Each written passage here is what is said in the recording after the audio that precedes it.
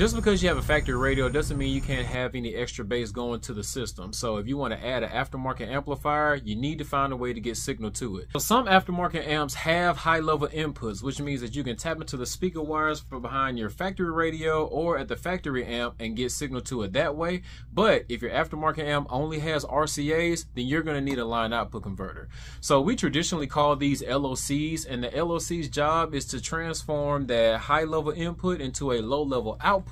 So out of these three LOCs, I kind of want to break it down to like a good, better, best. We're going to start with the Pack Audio SNI 15. The two whites and two grays are going to represent your speaker wires, of course. One's going to have a solid color, which is going to represent that positive. The other one's going to have a black stripe, which is going to represent the negative. The two whites generally will go to the driver's side speaker, and the two grays will go to the passenger side speaker. Now, the biggest question I usually get is, what pair of speakers can I hook this up to, the fronts or the rears? The answer is going to be whichever one's playing bass. You're going to get out of this LOC what you put into this LOC. So if you want to hook up a sub amp, you need to make sure that that pair of speakers that you're choosing is either full range or at least is playing bass.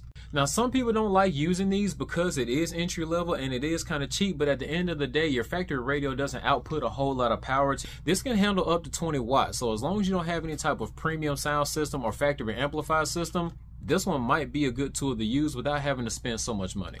The differences between this one and this one is a whole lot more features, but not that much more money. First of all, the Pack LP72 handles up to 55 watts of RMS power, so that's over double than what the SNI 15 was. Even though this can handle more power than this one, the sizing is not that much off, but it does give you more mounting options just in case you need to mount this using some zip ties, or you can come down here to use a small screw.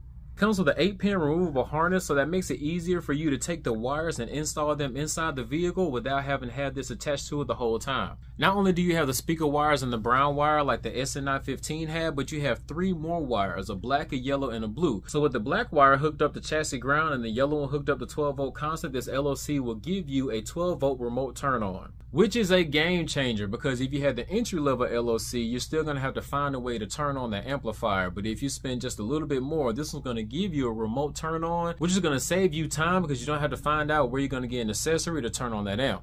It comes with a small tuning screwdriver because this also has gain level adjustments, so you can match the amount of AC volts that's coming from your source unit so it can be perfect going to the aftermarket amp. Don't quote me on this, but I think it has low circuit protection. I mean, at least that's what it says at the bottom of the box.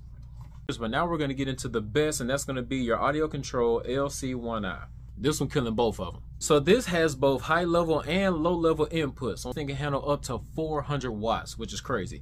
Now, you're probably wondering, why would you go RCA in and go RCA out? Not only is this a line output converter, but it's also a line driver. And let's say you have a cheap entry level radio that only has 2 volts of RCA output. You can do that 2 volts into this LOC and then output up to 9.5 volts of RMS RCA output. Now, most amplifiers only have about 6 volts of input. So at 6 volts, this thing is going to be extremely clean. Now, unlike the other two, this one absolutely has to have power in order to work, so you're definitely going to need ground and 12-volt constant, but there's a couple different ways that you can turn this on. You can put 12-volt accessory going into this, and it will give you a 12-volt going out, so you can use the audio turn on, so when audio was being played through, it's going to turn on the aftermarket amplifier, or you can use my favorite, which is the GTO signal sensing. When you turn the car on and that radio comes on, this is going to sense that radio coming on, which is going to automatically turn on your amplifier. I've installed this about 100 times and the GTO has worked every single time. Comes with the power light right there on the front. That gain adjustment is going to be in the middle, and then you also have a maximized clip indicator light. So if you're giving it too much signal or the signal is going to be clipped, that thing is going to actually light up. Out of all the three, I probably wouldn't go anything less than the LP72, even though the SNI 15 is another option, but my number one would probably be the audio control LC1i for sure.